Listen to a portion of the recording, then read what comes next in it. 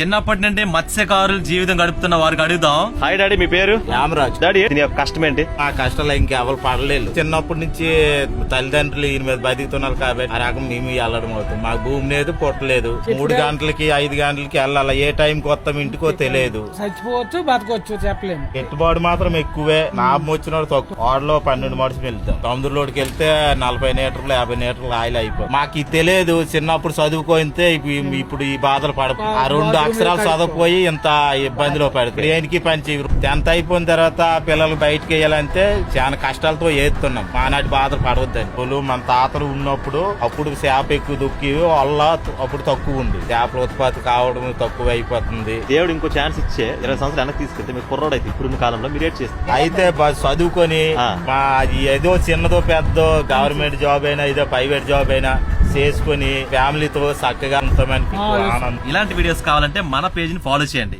Bye చెప్పండి.